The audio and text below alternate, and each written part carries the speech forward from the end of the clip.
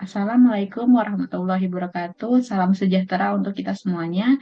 Di sini kami dari Sekolah Tinggi Meteorologi, Klimatologi, dan Geofisika, jurusan Meteorologi, akan menjelaskan apa sih banjirop itu.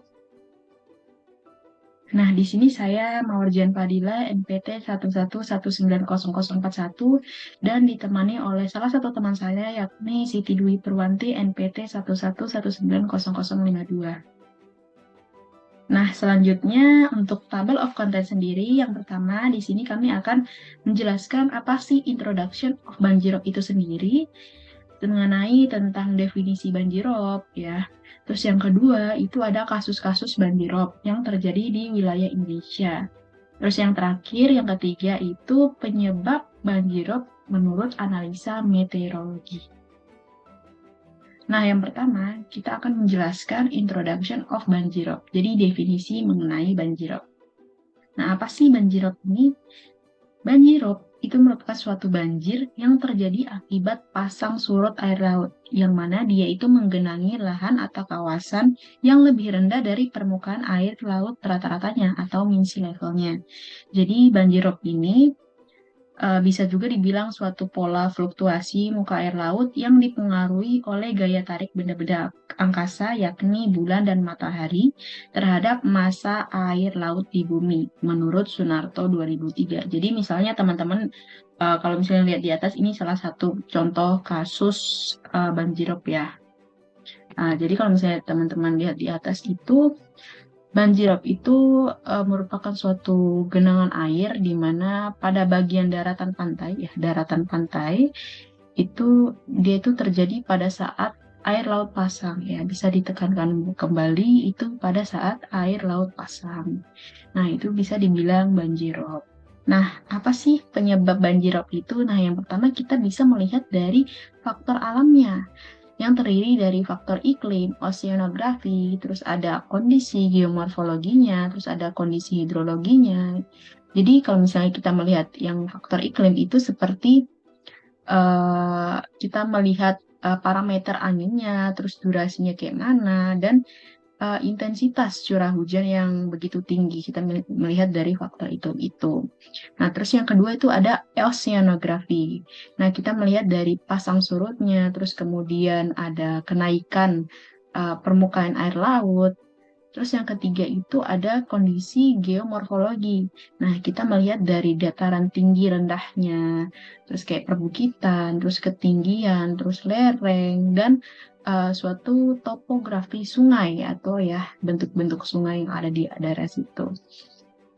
Terus selanjutnya itu ada kondisi hidrologi. Jadi kondisi hidrologi itu seperti siklus mengenai kaitan hulu dan hilirnya. Terus ada kecepatan alirannya. Kita melihat dari situ. Nah, terus yang kedua ada degradasi lingkungan. Degradasi lingkungan ini seperti hilangnya tumbuhan penutup lahan pada area catchment ya atau catchment area. Terus yang kedua ada pendangkalan sungai akibat sedimentasi.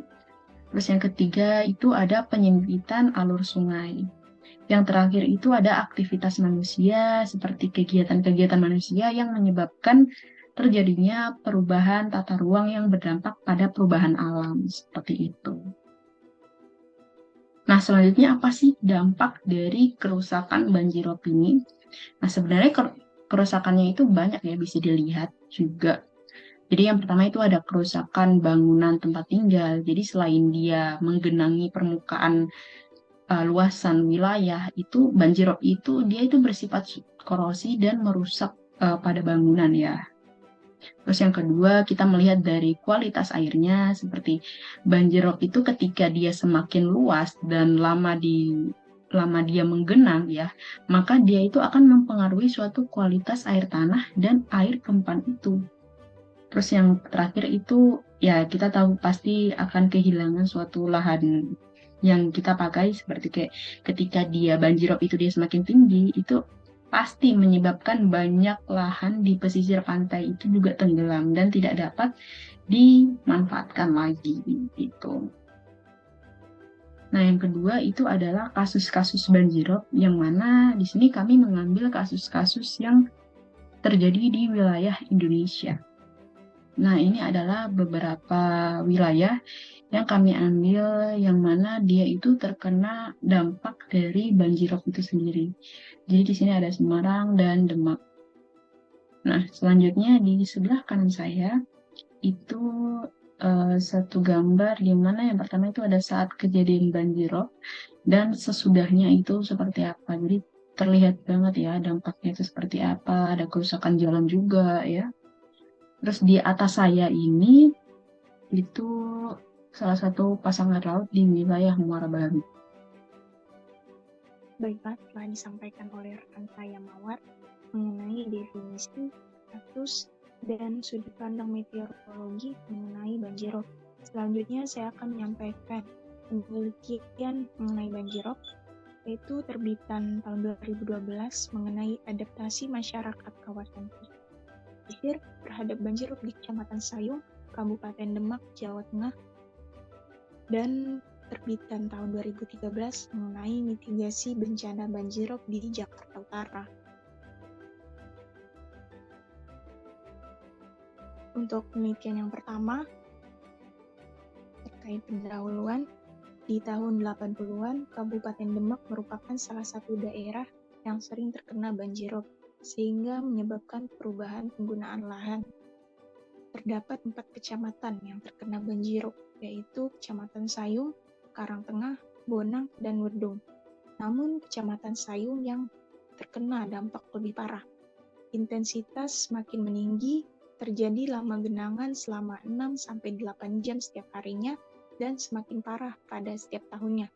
Maka semakin luas daerah yang terdampak. Banyak lahan tambak yang hilang dan bangunan rusak. 26 desa tenggelam akibat banjirop. Banjirop juga memberikan ancaman serius, yaitu abrasi pada bibir pantai, hingga menjadikan cekungan bibir pantai semakin masuk ke daratan. Dampaknya memengaruhi pantai Kabupaten Demak. Kemudian banjirop juga mempengaruhi kehidupan masyarakat pesisir kecamatan tersebut karena harus melakukan adaptasi terhadap banjirop. Kemudian ada metodologi penelitian yang menggunakan metode deskriptif dengan tujuan memberikan informasi terkait kondisi masyarakat, dampak, dan adaptasi yang dilakukan. Identifikasi, inventarisasi, survei lapangan, dan observasi, serta pengolahan data dilakukan untuk mengetahui hasilnya. Kemudian pengambilan sampel dilakukan dengan jumlah responden sebanyak 30 orang dengan kriteria responden, yakni masyarakat yang berada di sekitar daerah penelitian. Kemudian hasil dan pembahasan terdapat beberapa poin. Yang pertama, karakteristik masyarakat dan tempat tinggal. Di pesisir Kecamatan Sayung, sebagian besar berada pada usia produktif dengan mata pencaharian paling dominan sebagai nelayan laut dan nelayan tambak. Rata-rata pendapatan penduduk per kapita per bulan sebesar Rp260.000, sehingga berada lebih baik jika dibandingkan dengan angka garis kemiskinan Kabupaten Demak sebesar Rp173.053 per kapita per bulan. Selain itu, usia tempat tinggal masyarakat pesisir Kecamatan Sayung sebagian besar telah berusia 10-20 tahun, bahkan lebih dan telah permanen. Kemudian dampak banjirop ada 5 poin. Yang pertama, kerusakan bangunan tempat tinggal. Karena selain mengenangi permukaan lantai dan halaman, banjirop bersifat korosi dan merusak pada bangunan. Yang kedua, salinitas air yang disebabkan oleh banjirop, di mana semakin luas dan lama genangan banjirop, maka mempengaruhi kualitas air tanah dan air permukaan. Yang ketiga, kehilangan lahan yang disebabkan banjirop yang semakin tinggi sehingga banyak lahan di pesisir pantai tenggelam dan tidak dapat lagi dimanfaatkan. Poin yang keempat, kerusakan lahan tambak yang mempengaruhi nilai produksi dan menyebabkan kerugian yang cukup besar. Kemudian diasumsikan tiap nelayan tambak luas tambaknya sama sehingga kerugiannya berpengaruh pada pendapatan nelayan Yang kelima, kerusakan kendaraan atau peralatan kerja yang disebabkan banjirop yang bersifat korosi. Intensitas pada peralatan kerja yang digunakan masyarakat akibat banjirop adalah kerusakan yang ringan. Poin selanjutnya, adaptasi terhadap banjirop. Jadi adaptasi itu merupakan strategi penyesuaian diri yang digunakan manusia selama hidupnya untuk merespon terhadap perubahan-perubahan terkait lingkungan dan sosial. Adaptasi terhadap banjirop ini merupakan strategi penyesuaian diri yang dilakukan dan digunakan terkait perubahan lingkungan dan sosial akibat banjirop yang terjadi di suatu daerah. Begitu pula masyarakat di Kecamatan Sayung yang beradaptasi dengan banjirop. Adaptasi yang dilakukan ada beberapa hal. Yang pertama, adaptasi pada tempat tinggal, yaitu dengan membuat tanggul, meninggikan rumah dan atapnya, meninggikan lantai rumah dengan cara mengurung, dan membuat saluran air di sekitar rumah. Adaptasi selanjutnya yaitu pada ketersediaan air bersih yang dilakukan karena banjirop ini berdampak pada salinitas dan kualitas air di daerah, sehingga masyarakat membutuhkan air bersih yang layak konsumsi dan diperoleh serta dipasok dari daerah lain, baik dari PAM maupun dari truk tangki air bersih. Dan untuk hal tersebut masyarakat harus mengeluarkan biaya. Yang ketiga, adaptasi pada lahan tambak yang dilakukan untuk mengurangi dampak dan kerugian akibat banjirop, yang dilakukan dengan membuat tanggul, memasang jaring atau waring di sekeliling tambak, peninggian tanggul, pembuatan saluran air penghubung antar kolam, serta penanaman dan perawatan tanaman bakau di sekitar pantai dan tambak. Penanaman bakau ini berfungsi untuk mengurangi dampak banjirop seperti kehilangan lahan dan abrasi pantai.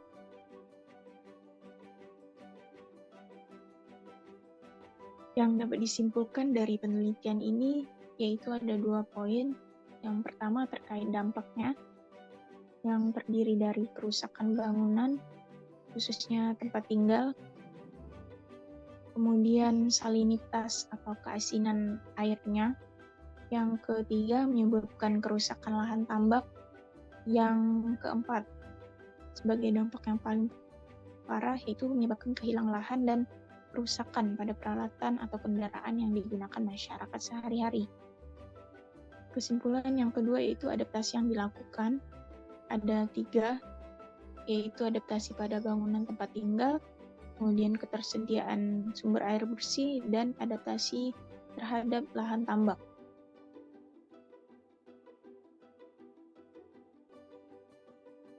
Untuk penelitian yang kedua yaitu mitigasi bencana banjirop di Jakarta Utara. Rop merupakan fenomena yang umumnya terjadi di kota yang terletak di tepian pantai, dan di Indonesia sendiri banjirop sering.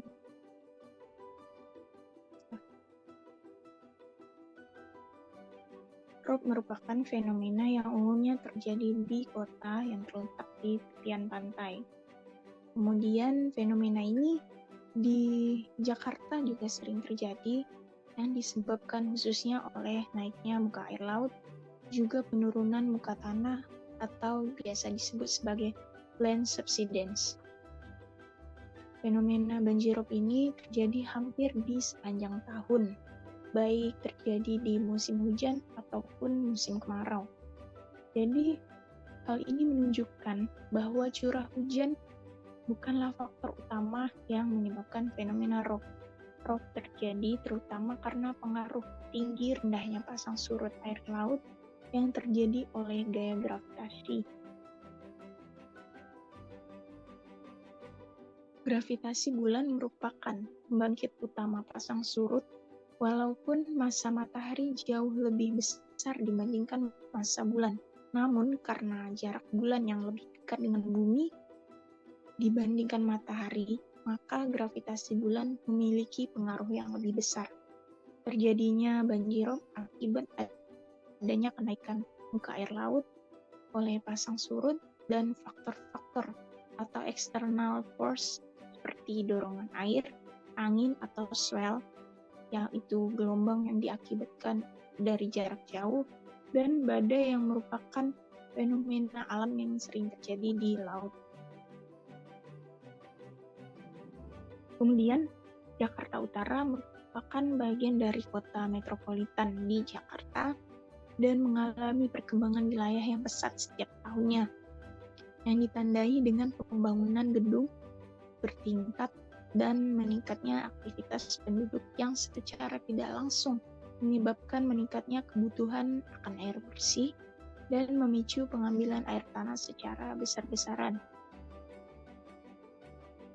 Nah, hal ini menyebabkan pesisir Jakarta Utara menjadi landai, di mana kelandaian dasar laut ini lama-kelamaan akan membentuk endapan-endapan yang menghambat aliran air sungai menuju laut. Kemudian arus pasangnya merambat di daerah pantai yang landai dan membuat genangan di pesisir, sehingga mempengaruhi pesisir Jakarta Utara yang selalu terkena banjirop setiap tahunnya. Hasil pengukuran pada tahun 1925 sampai 2003, permukaan air laut Jakarta selalu naik setiap tahun. Kenaikannya rata-rata 0,5 cm per tahun. Sebaliknya, laju penurunan muka tanah di Jakarta mencapai 5 cm hingga 12 cm per tahun di sejumlah titik selama 3 dekade terakhir. Jadi kondisi ini yang menyebabkan akumulasi permukaan air laut yang menggenangi tanah Jakarta lebih tinggi. Kemudian metodologi penelitian ada 3, menggunakan analisis deskriptif yang mendeskripsikan mengenai faktor-faktor yang berpengaruh terhadap kerentanan banjirop. Yang kedua, analisis Delphi yang digunakan untuk fiksasi dan memperkuat faktor-faktor yang berpengaruh terhadap kerentanan dari analisa deskriptif berdasarkan responden dari stakeholder. Yang ketiga, analisis AHP yang digunakan untuk menentukan bobot tiap faktor yang berpengaruh terhadap kerentanan. Dalam analisis ini digunakan alat analisis Expert Choice 11.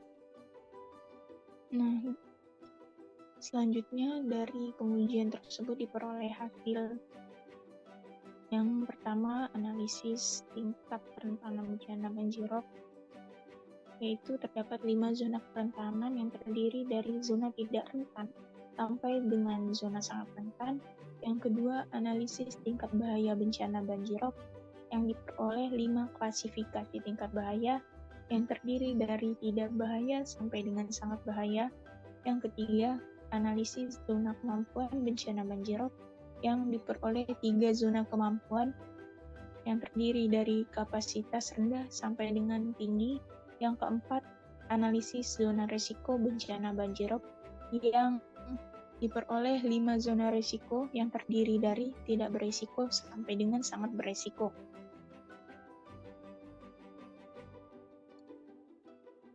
Jadi berdasarkan penelitian ini diperoleh beberapa kesimpulan.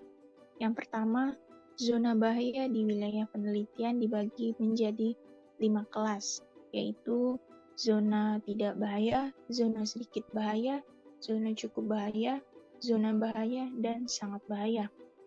Berdasarkan nilai tingkat bahayanya, Kecamatan Cilincing, Tanjung Priok, Koja, dan Pademangan.